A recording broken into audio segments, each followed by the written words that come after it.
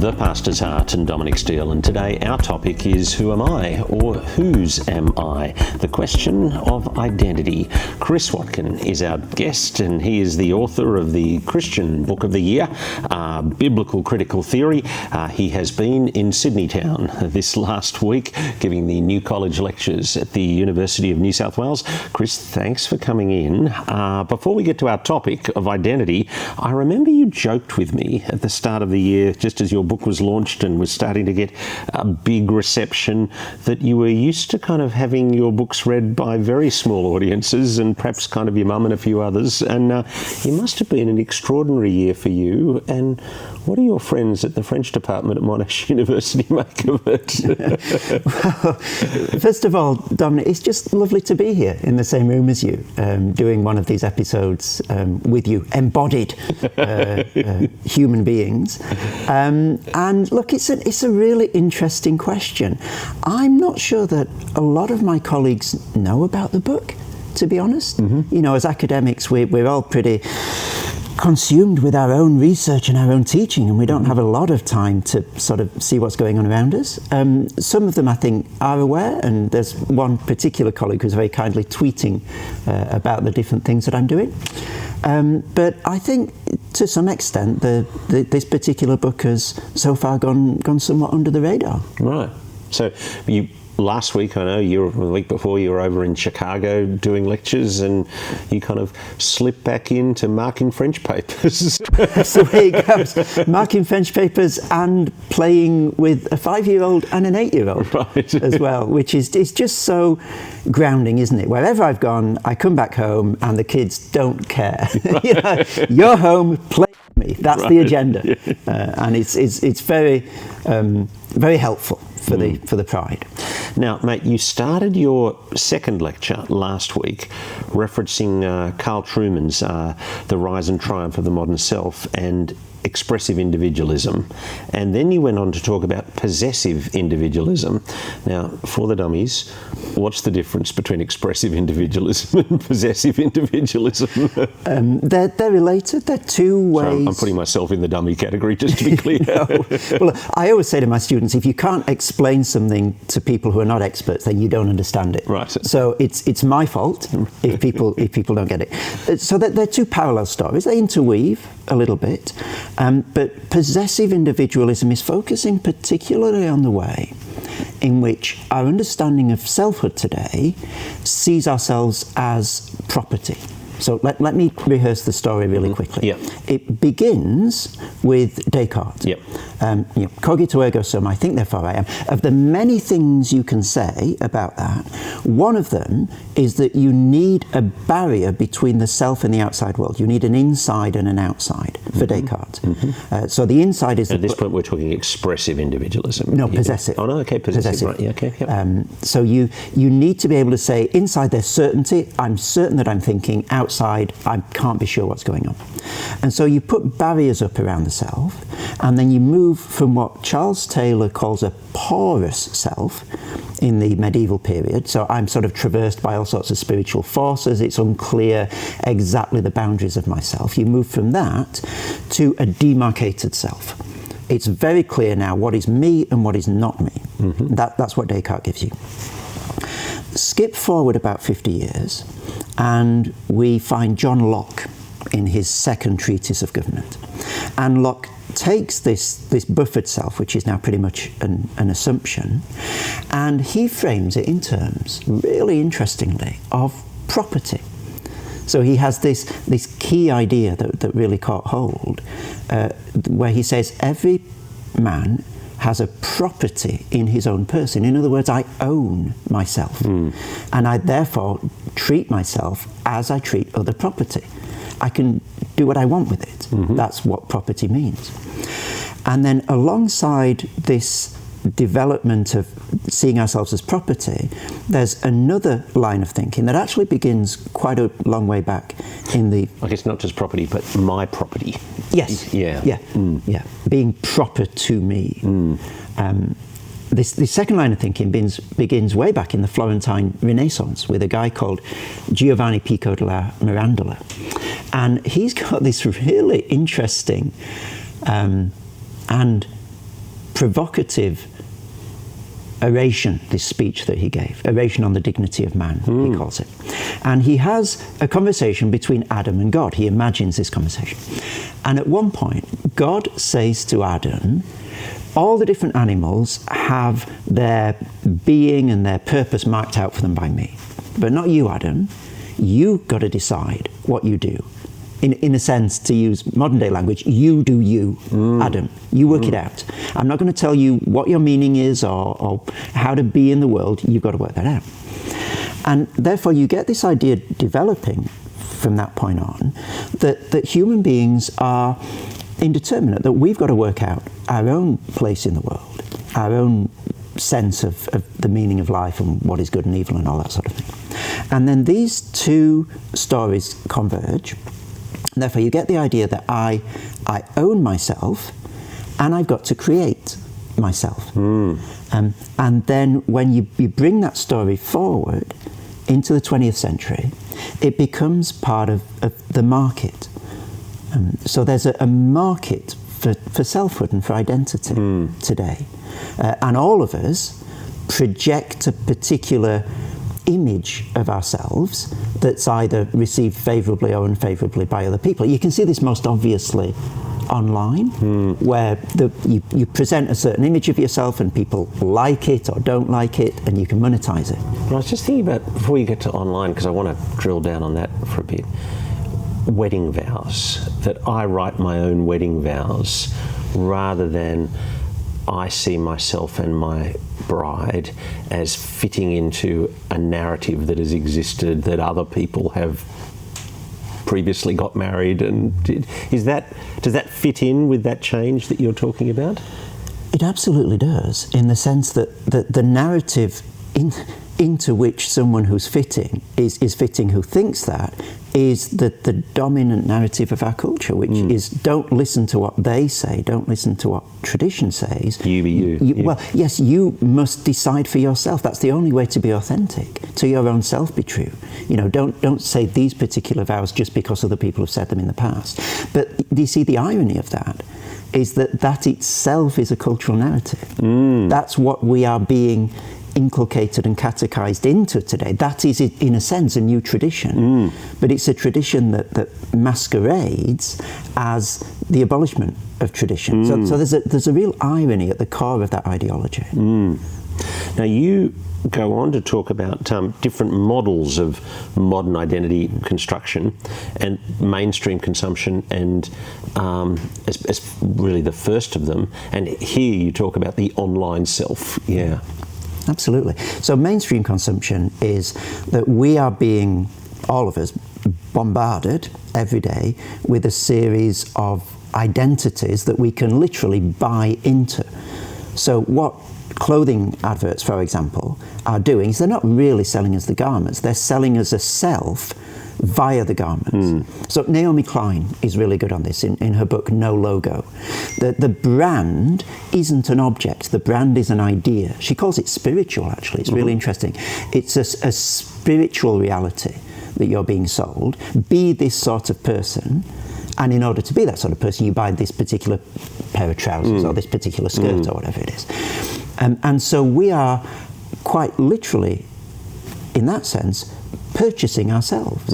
We're buying an identity. I want to be this sort of person who exists in this sort of cultural milieu, and therefore I curate for myself a sort of collection of brands that can actualize that identity for me.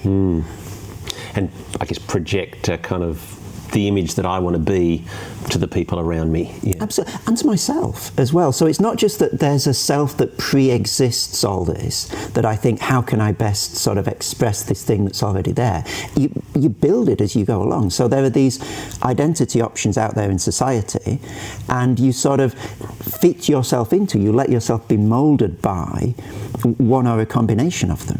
Now, as you describe that, I'm immediately thinking of the 20-somethings, but how does it play out amongst your age and my age? We are not off the hook, Dominic. Yeah. Although it's there's a danger of thinking that we are, isn't there? You know, all the people. Well, yeah, I was critiquing all those people, but well, exactly. Totally blind to my issue. Everybody else has a problem. Thank goodness we don't share it. But that would be incredibly naive. So there's one mode of doing this, which is, you know, I buy the whatever it is, the Nike or the Adidas, and that's my identity. Mm-hmm. And like people like yourself, I'm assuming, and me, we would think, oh no, of course not. We don't do that. But the very act of trying to sort of disengage from that corporate branding of self becomes itself an identity option. It's like Peter Berger's. I just bought a motor scooter. Well, there you go. And I heard myself saying, I don't want to buy a really cool motor scooter to pretend that I am pretentiously trying to be kind of having a midlife crisis really cool. Somebody actually said, well, Dominic, if you have a midlife crisis and all you do is buy a motor scooter, that's probably okay. a midlife wobble. Well, actually, it's probably slightly more than midlife in my situation. But how do you diagnose me there? Well, the thing is that your very decision not to be cool becomes an identity option. You see what I mean? And so it's this Peter Berger's idea of the heretical imperative. Today, orthodoxy is a choice. Mm-hmm. You cannot not choose today, because the way that society is set up is that even the refusal to be part of the system becomes co-opted as an option within the system. Can I tell you a little story to illustrate this? There's this brilliant episode of Black Mirror called 15 Million Merits. And the premise, I think, is just fantastic. Really struck me when I watched this for the first time. The lead character is called Bing, and he's got a girlfriend, and his girlfriend manages to accumulate a certain number of merits in the society that they're living in, which gets her on this reality TV show. She appears on the stage, and the audience sort of rate whatever she does. Anyway, this TV show packages her as a porn star, much to Bing's horror, but the audience love it. And so he becomes terribly disenfranchised and disenchanted with this system. How dare they do that to my girlfriend? And so he works hard and he gets on this show himself. When he appears live in front of the cameras in the audience, he whips out this shard of glass from his pocket, holds it to his neck, says, "Don't you dare turn off these cameras, or I'm going to kill myself." And then he launches a tirade against this system that commodified his girlfriend and that reduces people to entertainment. But here's the really interesting thing. The audience love it. They're in raptures. They're clapping him. What a wonderful speech he gave. And then they give him a weekly slot on the same television channel where he rages against the machine to his heart's content. And it's a brilliant picture of how resistance to the sort of commodified system of identity formation is so easily co-opted as one choice within the system. You know, watch Bing's show where he tells you how terribly corrupt everything is, and then watch the show that comes after it. And so the idea that I can simply opt out of this system of identity construction and sort of sending a message and picking identity options from the portfolio that's offered to me in society by not branding, you know, my jumper or my whatever it is just incredibly naive. So we're all commodifying ourselves necessarily to some extent in society, even if we don't buy the cool motor scooter. What do you mean by when you talk about dispossession? Oh, well, this is the wonderful Christian alternative to all of this. So it's a very bleak picture that we painted so far. That there's this finite series of identity options offered to us in society, and we are branded as individuals, whether we like it or not, and then we have to market. You know, it's personal branding. You have to market your identity. What a constricting, what a oppressive situation to be in. So, you know, how can the Bible be brought to bear on this? Well, if you look at the way that the Bible thinks about who we are, it systematically, time and time and time again, bursts the borders of this idea of self as possession. So I cannot cut myself off and sort of package myself as a possession for three reasons, I think, biblically. The first one is that I don't understand myself apart from, first of all, God, and then secondly, the Lord Jesus Christ. So I'm in the image of God. Genesis chapter 1. That means I'm not self-contained, I'm not self-defining. In order to understand who I am and what I am, I need to reach outside of myself to God and find myself, if you like, in dialogue with Him. And then also in the New Testament, you find that the key question of identity, I don't know if you'll agree with this or not, see what you think, is not who am I, but it's actually Jesus' question, who do you say I am? And we find ourselves in relation to knowing who He is for us. You know, He is my creator, He is my savior. And that helps me to understand myself. So in these two really key ways, the question of who I am sends me outside myself. It breaks down this barrier between self and world and sort of folds God and everything that God is, you know, His limitless, infinite self, his being, folds that into my sense of myself. So to use that really powerful phrase of Malcolm Muggeridge, the question, who am I, is not answered in the dark, damp cell of my own ego. I have to go outside myself to answer that question. And there's something really quite exhilarating and liberating and opening about that way of thinking. I wanted to dig into this because when you just asked the issue of whose am I and that kind of question, and you took us in the lecture the other night to whoever wants to save their life will lose it, but whoever loses their life for me and the gospel will save it. And then you talked about the minor variations in the synoptic gospels and self versus life. Can you just unpack self and life for me there? Absolutely. So let's start with the two very unsatisfactory options that are sort of given to us in our own sort of late modern culture. So there's the first option of sort of self-assertion. You must decide who you are, and then you must manifest this, you must fully express this, and woe betide anyone who sort of gets in your way. It's the logic of self-assertion. Your identity is something that you must assert. The only option that's given to that in our culture is a sort of a self-abnegation, to be untrue to yourself, to renounce your right to assert your identity, and essentially to become a doormat and to become inauthentic.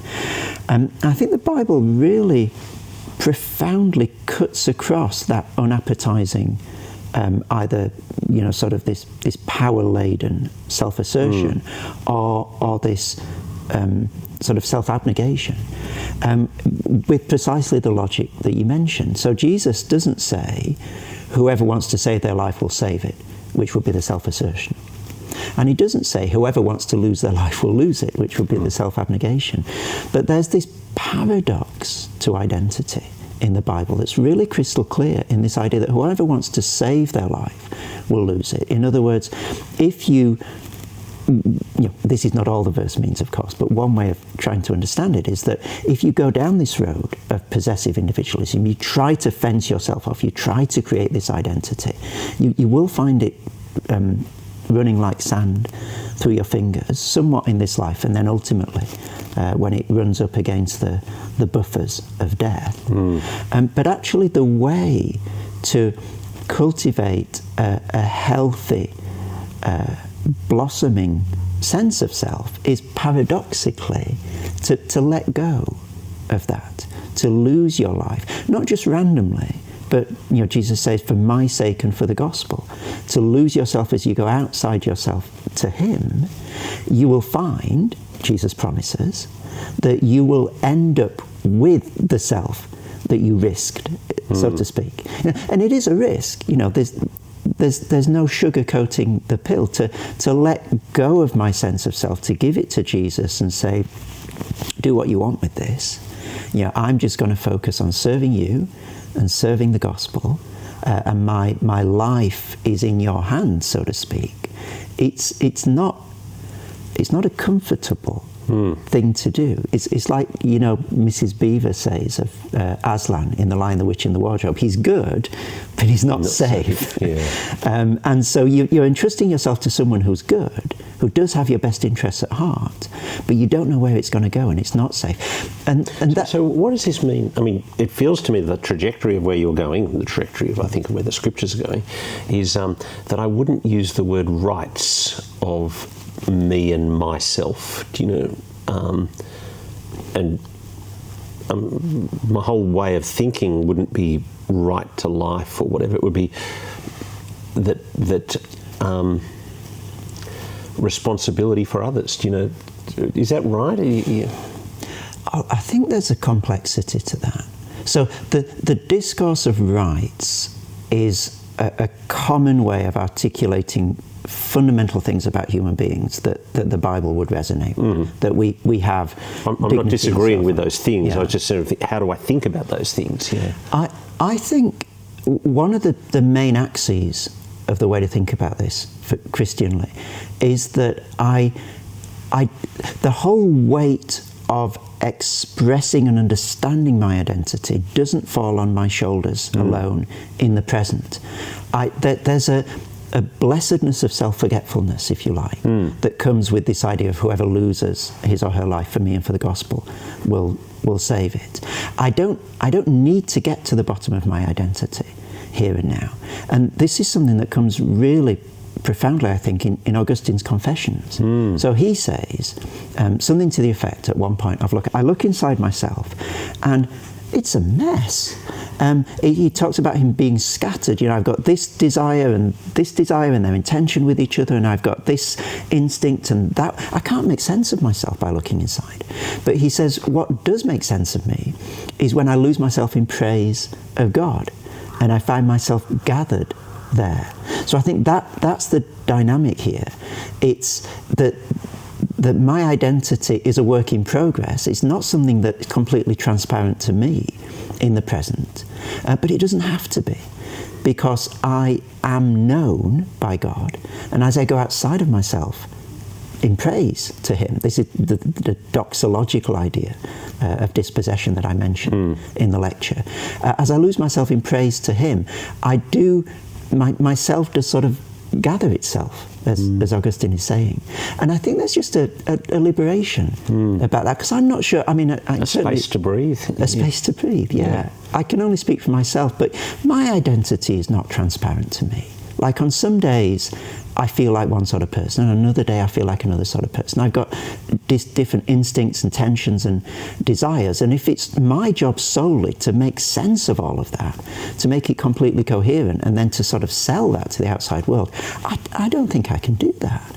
And so the thought that I don't need to know myself fully now, because I am known by God, and you know, what I am has not yet been made clear, to use that sort of Pauline language, is just a huge weight off. I mean, it feels to me, looking at the 20-somethings, that lots of them are on a focused crusade to work that issue out about me, do you know? And I think you're saying, relax.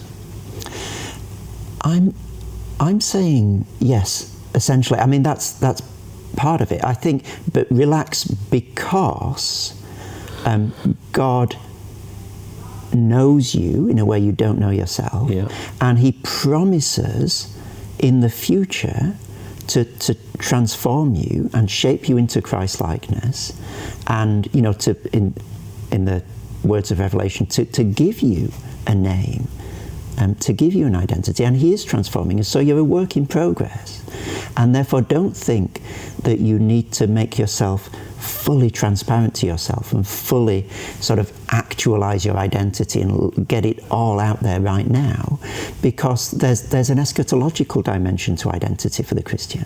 So the painful choice that late modernity offers us is either get it all right now, show who you are fully and in a non-contradictory way now, or fail to have an identity. But the Bible says, no, this is a story, and the last chapter hasn't been written yet. You are, as Augustine says, a bit of a mess at the moment. You're like a ball of wool that's all tangled up, and you can't untangle it. But there was never an expectation that you would be able to fully untangle it now, in the same way that we can't rid ourselves completely of sin right now, but we hold on to the promise that one day we will be free of the presence of sin in our lives, and we hold on to the promise that one day God will sort out this knotted ball of wool inside me, and He is already doing that. You know, there's a sanctifying work of the Spirit going on in me. So it's not as if it's all pie in the sky when I die, but it means I don't need to dot all the I's and cross all the T's and work out everything in terms of who I am right now, or it's never going to happen. That's a very awkward, psychologically burdensome choice to have to face. We've had a couple of questions come in on Facebook that I just want to bowl up to you. So it's a shift in gears. Phil Campbell down in Scott's Church in your city has sent in a question. Can you ask Chris to have one more attempt at explaining diagonalization? To me, it's geometrically confusing as it puts issues on opposite corners rather than opposite ends of a line. It genuinely doesn't sit well in my head. Thanks, Phil. That's absolutely. Well, I'll try my best, and we'll see whether this attempt clarifies anything for anyone. I find it's most helpful to think of it in terms of an example. So let me use an example. Yeah. The idea of the image of God in the Bible has two dynamics to it. It gives humans a great dignity, but it also humbles us. It gives us a great dignity because of all the things that God has made. You know, beautiful sunset, a school of whales, a wonderful symphony, anything. Only human beings, and all human beings, are made in the image of God. That's a huge dignity. But also, by virtue of being in the image of God, it reminds us that we're not top dog in the universe. We're the image. We're reliant upon something outside ourselves to be what we are. We're the image and not the thing that is being imaged. And there's no sense in the image of God that these two things are in tension with each other, like that we're half dignified and half humbled, or that they're pulling against each other. There's a harmony to those two in the image of God. But when you come to late modernity, you find that there are different ways of thinking about human beings that major, sometimes almost exclusively, on one of these aspects and not the other. So there's a way of thinking about human beings that puts us in the place of God, if you like, that hypertrophies the dignity, that goes all out on the dignity and forgets the humility. So, for example, it is thought today that human beings ought to be doing for themselves the things that have traditionally been ascribed to God. We decide for ourselves what's good and evil. We decide the meaning of our lives for ourselves. We create ourselves, all these goddish things, and then that's what it means to be a human being. But there's another branch of thinking in our culture today that says that really, however much we might like to dress it up, human beings are basically just machines. Like, we're complicated machines, but we're just machines. And the difference between us and other machines is one of quantity and not of quality. And this is going all out on humbling human beings, forgetting all the dignity stuff, saying, let's not kid ourselves, we're just machines. And so how does the Bible intervene in relation to these different currents of thinking in modernity? Well, the image of God doesn't split the difference between the two. So the image of God doesn't say, oh, well, you know, part of modernity says we're gods and part of modernity says we're machines. So let's say that, you know, we're half gods and half machines. How about that? You know, obviously not. That doesn't even make sense. The image of God says that both of these branches of modern thinking about human beings are actually dismembered limbs, if you like, of the beautiful harmony of the image of God. Either you're taking the dignity side and pretending that's all there is to human beings, or you're taking the humility side and pretending that's all there is to human beings.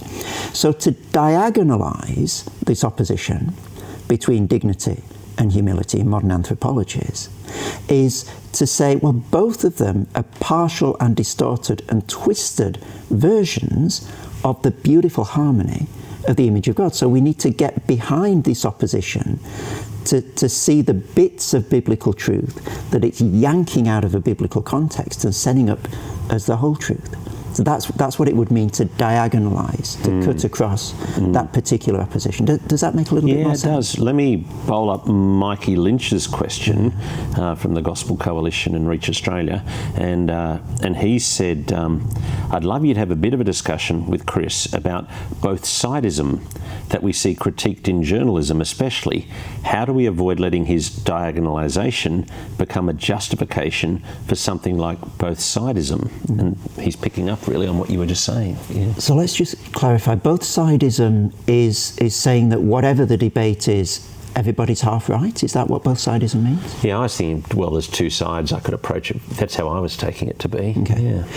I think the first thing to say is that the only reason that there can Let's find a compromise, do you know? Okay, yeah, that's helpful. The only reason that diagonalism works in the first place is that there are unshakable dichotomies in the Christian view of things. So there's the creator-creature distinction, there's God and creation, and they're different. Okay, obviously. There's after the final judgment, there's heaven and hell. They're different, and because there are those black and white aspects to the Christian view of the world, it means that everything within creation is a mixture. So, for example, there's the Genesis 1, everything is created good, and at the end of that chapter it's very good. But then Genesis 3, everything becomes subject to corruption and alienation with sin. And so therefore, the whole of human culture bears these two realities for Christians. Everything was originally part of God's good creation, and there's nothing within human culture that is so departed from that there's no even faint shadow or echo of God's goodness anywhere in it, because only the devil is utterly and exhaustively evil. And similarly, there's nothing within human culture that is utterly and exhaustively good without qualification, because, as Christ himself says, only God is good. There's no one good but God alone. And so the Christian is predisposed to encounter everything in society with a critical mindset. There's going to be some echo, however faint, however distant here, of God's good creation.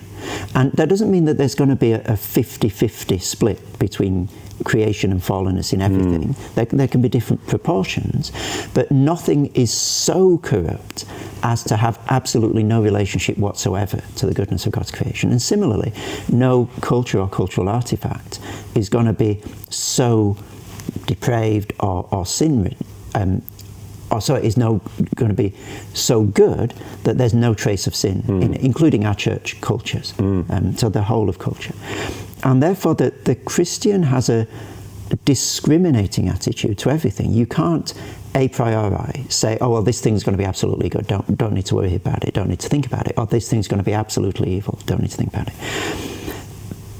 That is an unusual situation, because if you find your measure of what's good and evil within the created order, then you've got to be closed-minded to those particular things that give you your measure of good and evil. So, for example, if I say superstition is my measure of what is evil, and rationality and enlightenment is my measure of what's good, I can't ever critique reason itself, or I lose my measure of what's good.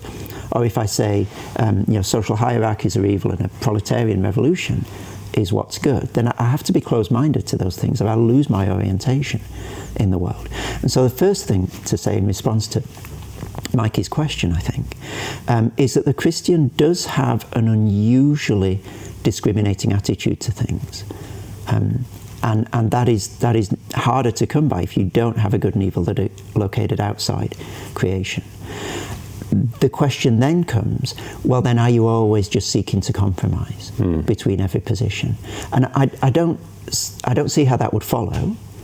I think that you have a measure of what is good and evil, because it's given by God, and that's what you bring to all the cultural artifacts or cultures that you study. And therefore, in the same way that you can't say before you've engaged with something, that's going to be absolutely good, that's going to be absolutely evil. Neither can you say, oh, it's going to be 50-50, it's going to have to be a compromise. That in itself would be a dogma. That you're not, you can't allow yourself as a Christian. So you've got to take what you understand of God's character and his ways and his commands and bring that to bear on the different cultural critique that you're doing.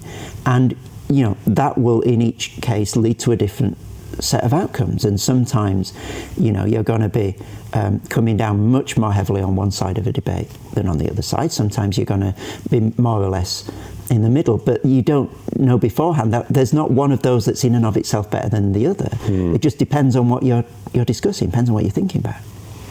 Thanks so much for coming in.